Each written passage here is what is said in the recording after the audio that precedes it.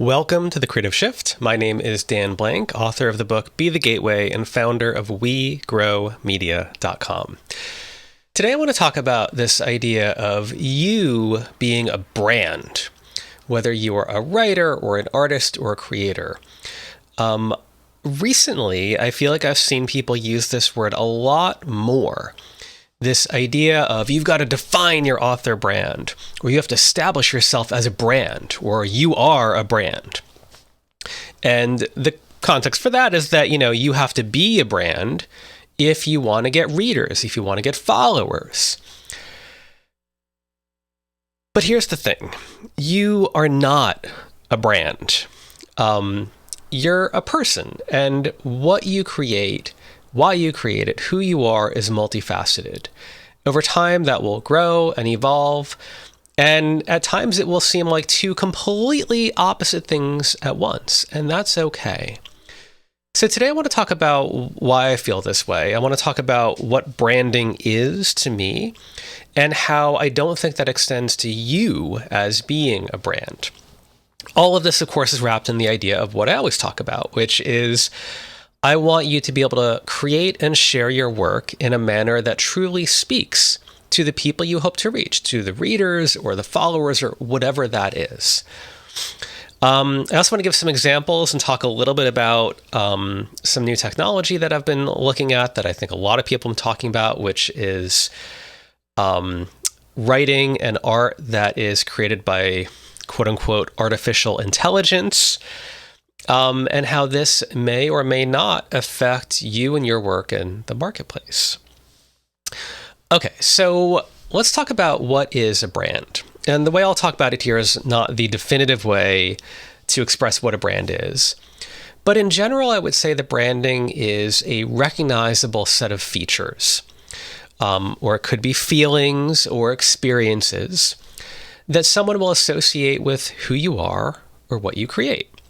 And there's, easy examples from big companies that we would expect if you go to a Disney theme park, that you would experience rides that are kind of wholesome, but also kind of magical. Or if you watch a horror movie, we would expect it to surprise you, maybe scare you a bit, and it maybe even challenge some of your boundaries in some way. And this brand can be expressed as a visual style, but it can also be a narrative. And, a classic example of this is a brand like Nike, where they, if you go to the Nike website or a Nike store, what you'll find are thousands of distinct shoes and articles of clothing that they produce every year, new designs. Yet all of them, so their goal is to represent this idea of it is all a celebration of sport. It is all a celebration of athletes and athletics. Or if you look at Patagonia, the clothing brand, they will actively encourage you to not buy new clothes because not buying brand new clothing is better for the planet, which is their mission. Yet they also kind of do encourage you to buy new clothes because that is also what they make and it's how they earn their money. Now, we can go deeper with that about how they're now a nonprofit, I think, so the money goes to good things. But it's an interesting dynamic that they've created of what that brand is, what they stand for, who they are, and what they believe. And then you, by maybe wearing their clothes, borrow that brand, or you identify with that. I think that branding is sometimes meant as a shorthand for values. Now, years ago, I used to work at a publisher, and this was a big, mostly magazine kind of trade publisher. So the company had about 50 magazines that I would work with in different ways. And these would include great brands like Publishers Weekly and the Library Journal and School Library Journal, Interior Design, Variety, and many, many others that were kind of B2B, meaning they were really focused on a specific niche market. And we had a parent company. So we were the set of 50 brands within one company, and then we had a parent company on top of that. Then we had sister companies or whatever the lingo is nowadays.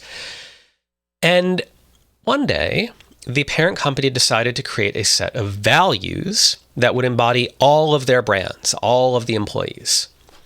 And I was part of the communications team at the time. So part of our mission was to communicate these values to employees. And this was a complicated task, mostly because each of these magazines had their own long history. So I remember going into the archives of Library Journal one day. I kind of found them and I just went in there by myself and I was just looking around and taking photos. And I went back and found the very first issue of that magazine from 125 years earlier, 1876. And it was neat for me to kind of compare it to, at the time, the new issue. I think I was doing this back in 2008. And really thinking of not just the history, but the culture of that magazine, how it evolved over time, the leadership, past, present, and I guess future. And then even the relationships that they had built within the industry, how each different magazine might have, kind of symbolize a different set of features or their place in those respective markets. So that is the context by which the parent company was defining, these are our values, the values of every one of our brands. So the values they defined were as follows: customer focus, boundarylessness, valuing our people, passion for winning, and innovation. Now, of course, on their own, every one of these words or phrases sounds good. Focusing on customers sounds good, working across boundaries, valuing people who you work with, wanting to win, wanting to innovate. These are all positive words. So you can fault no one for saying these are good values. These are values that we might want to align with. The question that I always had about those values were that they didn't always help direct me to an action.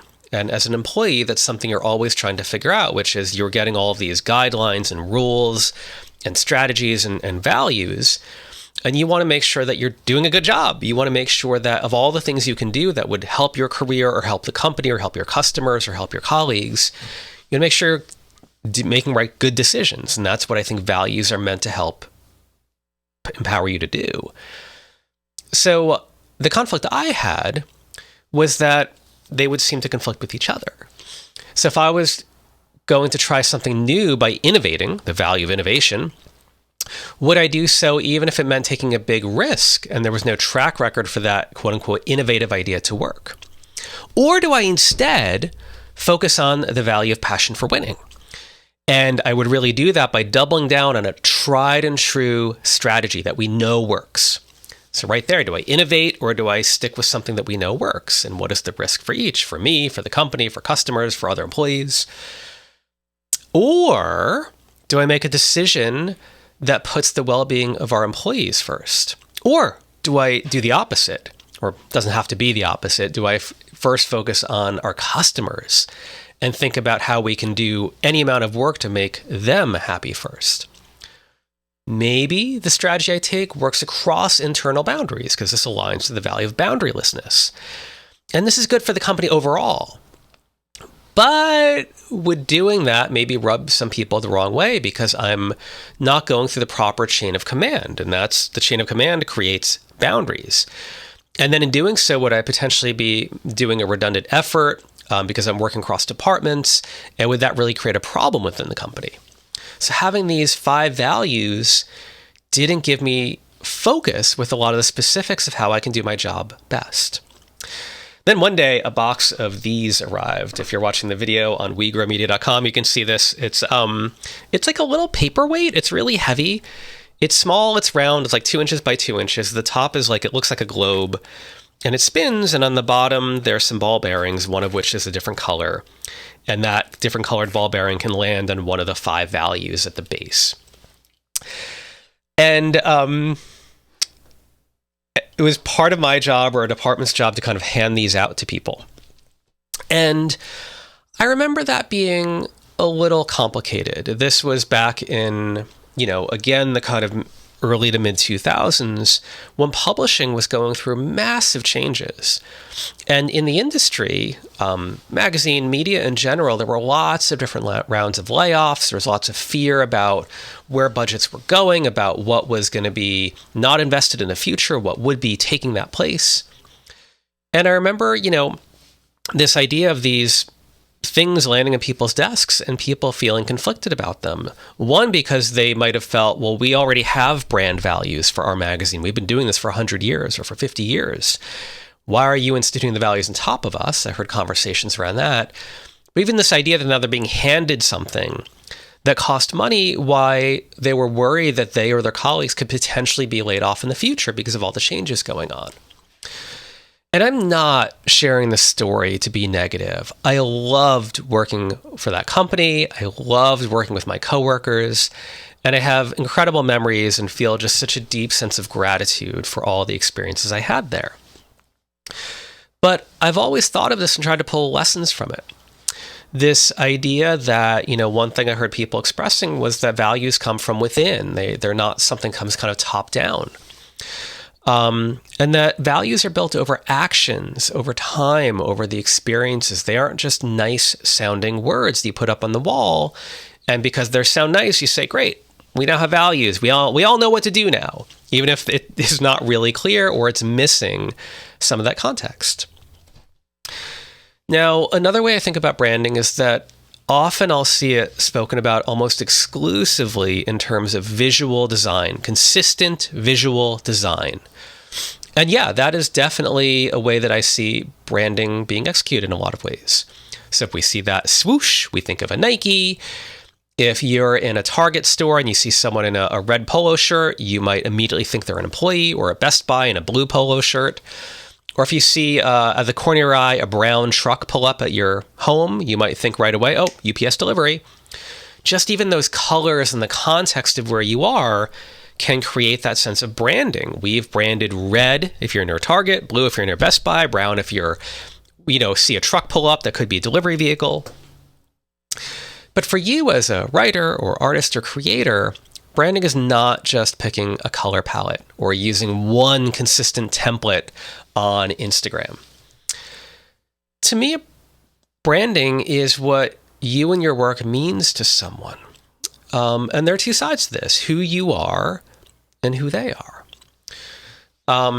So some of this can seem really obvious. We can think about a famous performer and think, what Bruce Springsteen is all about? Bruce Springsteen represents X. Or you know what Tina Turner and her work embodies? It embodies Y. But the brand as it is expressed by the artist can change over time. Recently, I was listening to an interview with Bruce Springsteen, because I'm from New Jersey. And he talked about how many of his fans bemoan the fact that he grew artistically over the years. And he said, the biggest insult that someone like him, someone in rock and roll, can get is someone yelling at him, "You changed! Why did you change?" And in his head, he always thought, yeah, I did change. Why didn't you? And, for someone like that, you can easily argue, oh, the basics, the values, the depth of the brand is always there in everything he does. That it's not the style of shirt he wears, if he's wearing a suit or if he's wearing torn jeans. It's really based on the deeper purpose of the music. And that might evolve in some ways, but that deeper value structure is still there. And with a lot of this, if you've followed this podcast or my newsletter or writing at all over the years, I talk a lot about this phrase of human-centered marketing. And I think that this is where branding really matters. What is it that you evoke as a human being? And when I look at new technology and what's coming up, I'm looking at this idea that your human qualities matter more than ever. You are not a brand, you are a person. So recently, like a lot of people, I was looking at AI art or computer-generated art that is pretty compelling. And this is, I think, why a lot of people are talking about it. So I started looking at this AI art generator, and there are generators for writing as well, where you go to an interface, you put in a couple very simple prompts, And it spits back out for the art generator a whole bunch of images based on that. And these are, in some ways, original, and I'm using air quotes if you're not watching the video, quote unquote, original images that are distinct. These are a visual image that has never been created before, but clearly it is pulling upon or copying or stealing or mimicking styles of artists that have gone before, or visual styles that have gone before, or iconography that has come before. So, and the same thing with writing. You can kind of type in a prompt, a very simple prompt, and it will spit out what you ask for, a script for a YouTube video, or a short story, or a conversation, or all kinds of different things. So it was really neat. I went into one of the big AI art generators and put in, a very simple prompt of, wanting an image of customers buying a book, buying books in a bookstore. Put in some other words around it like photorealistic or cinematic lighting or ultra realistic, highly detailed, but pretty simple. Right away, it gave me 4 different images that were pretty distinct from each other in terms of what was in the shot. All 4 had the same visual style. It was dark. It was a bookstore, but the windows, the people, the books, the layout, the materials were all different. And then I can choose one of them and say, make this one more detailed. And it did. Much more detailed. Like tons of detail.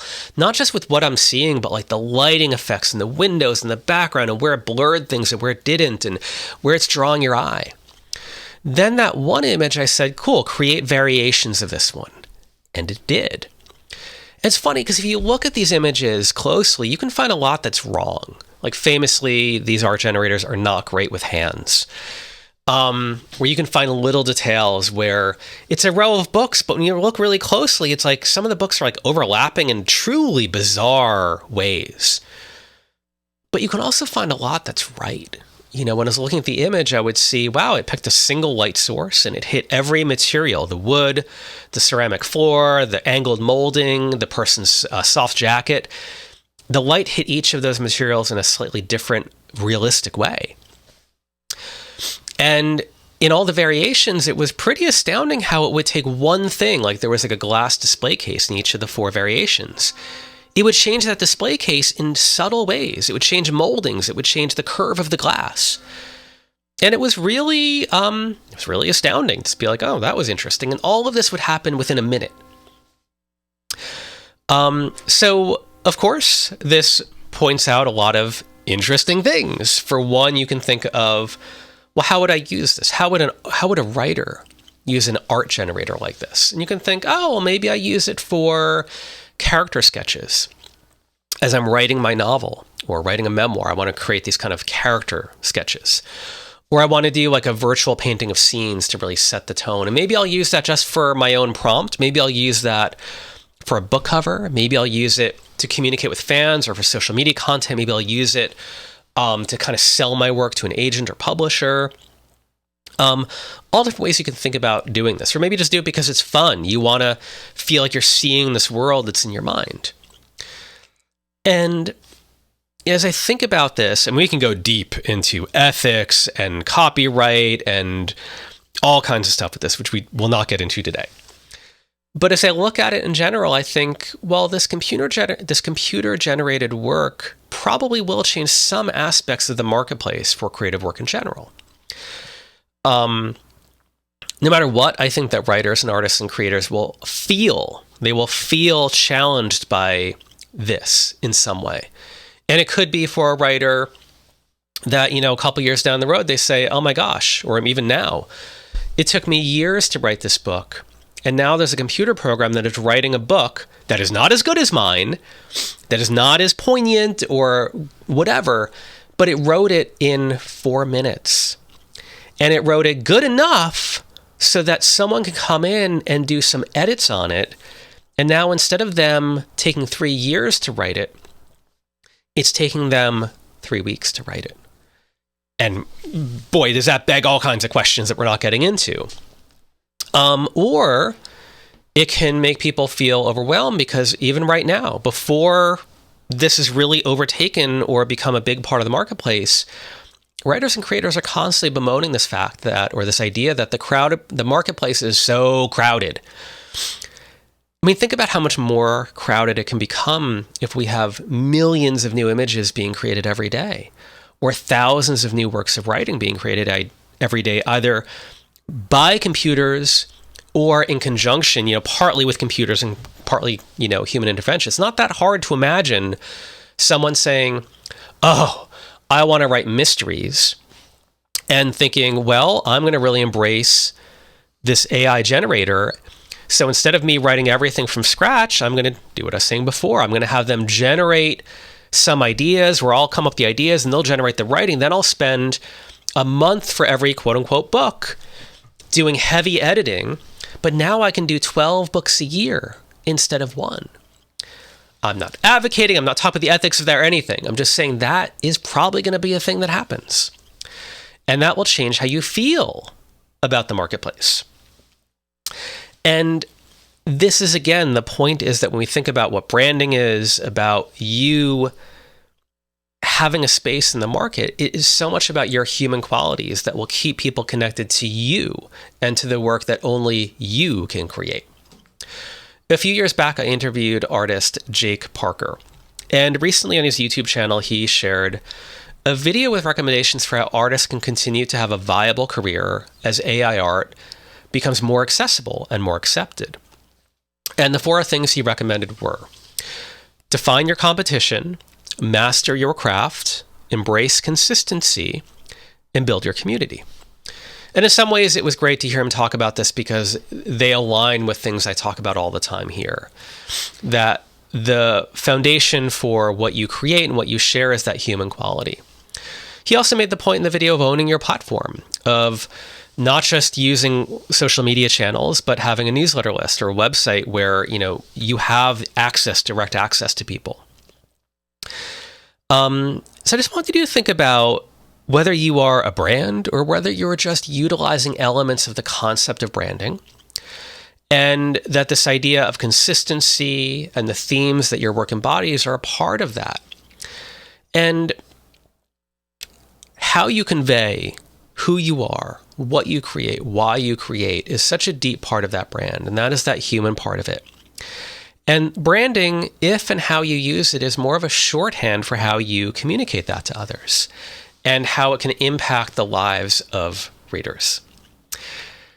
As always, if you have questions or topics, you can reach me at dan@wegrowmedia.com. You can find me on social media at Dan Blank, and all of my newsletter and other writing at wegrowmedia.com. Thank you so much for listening until the end.